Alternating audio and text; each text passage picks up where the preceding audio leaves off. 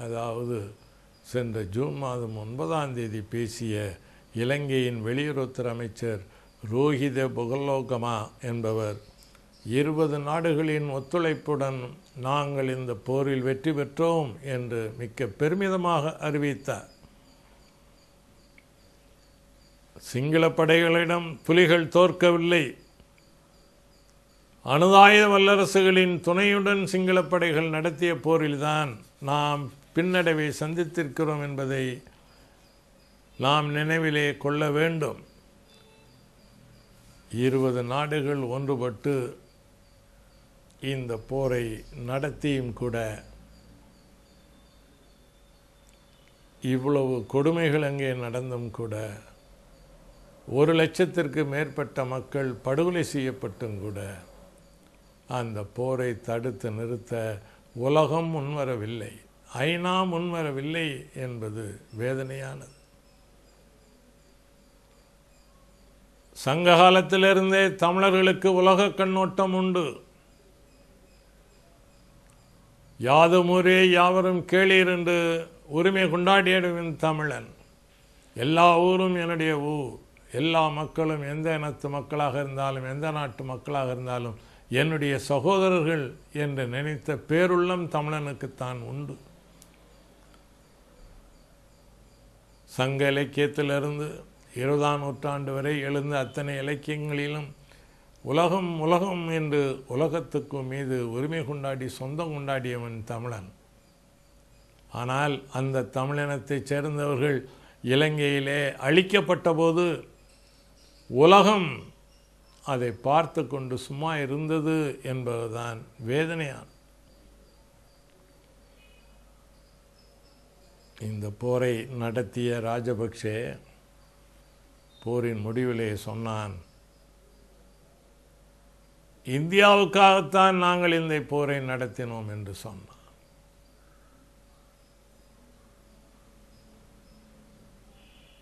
இந்தியாவின் வெளியுறவுத்துறை அமைச்சர் சிவசங்கர மேனன், வெளியுறவுத்துறை செயலாளர் சிவசங்கர மேனன் அதை வழிமொழிந்தார்.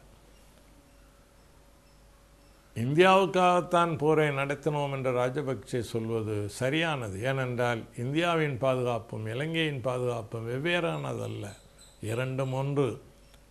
ஆகவே அவர் சொன்னது சரி என்று இவர் சொன்னார். விடுதலை புலிகளாலோ தமிழீழ மக்களாலோ இந்தியாவின் பாதுகாப்புக்கு என்றைக்காவது அபாயம் நேர்ந்ததுண்டா? இல்லை.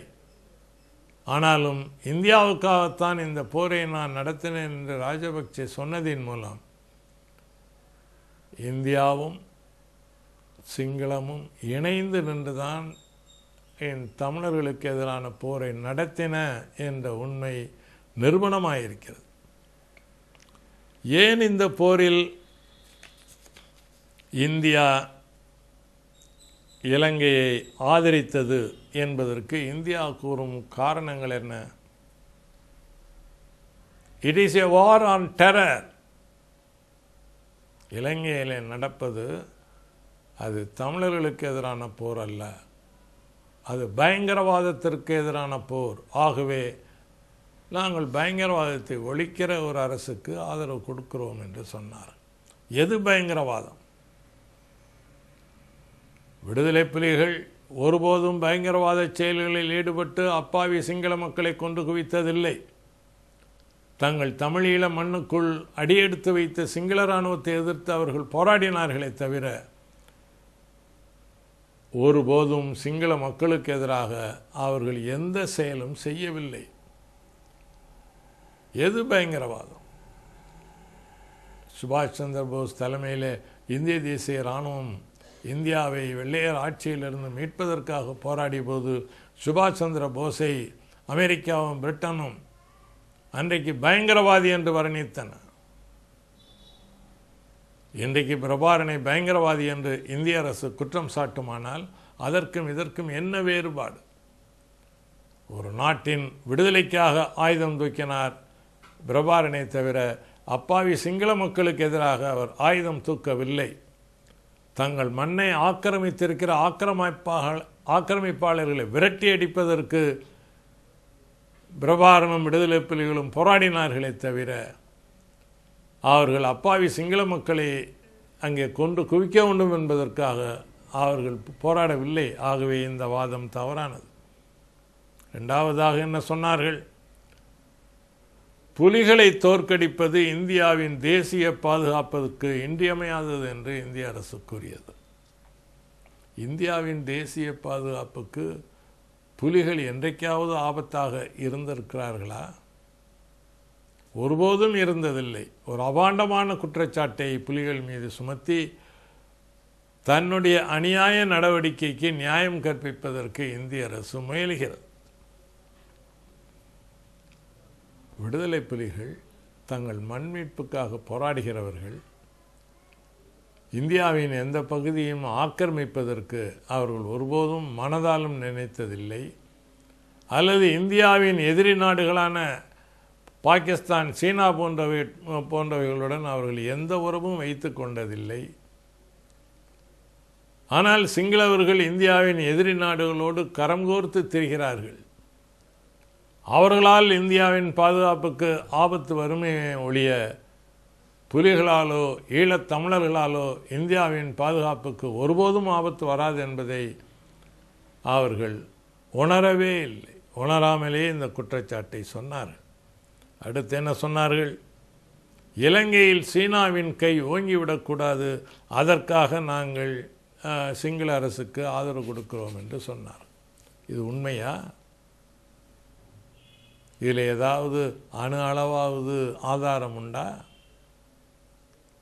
இன்றைக்கு சீனாவின் ஆதிக்கத்துக்குள்ளே இலங்கை போய் நீண்ட காலமாகிறது. இலங்கையில் உள்ள கல்லே துறைமுகத்தில் சீனாவின் ஆயுத களஞ்சியம் திறக்கப்பட்டிருக்கிறது. எதற்காக? ஒவ்வொரு முறையும் இலங்கை அரசுக்கு தேவையான ஆயுதங்களை சொல்லி அங்கிருந்து கப்பலிலோ விமானங்களிலோ அனுப்புவதை விட இங்கேயே ஒரு ஆயுத களஞ்சியத்தை திறந்தால் வேண்டும் ஆயுதங்களை நீங்கள் பெற்றுக்கொள்ளலாம் என்று சீனா சொல்லி அதற்கு ராஜபக்சே சம்மதித்து தான் அங்கே அந்த கல்லே துறைமுகத்திலே சீனாவின் ஆயுத களஞ்சியம் அமைக்கப்பட்டாகிவிட்டது. இலங்கையில் உள்ள ஹம்பன்தோட்டா துறைமுகத்தை 5000 கோடி ரூபாய் செலவிலே சர்வதேச துறைமுகமாக்கிற வேலையை சீனாவிடம் ராஜபக்சே ஒப்படைத்திருக்கிறார். இந்து கடல் மார்க்கம் முக்கியமானது.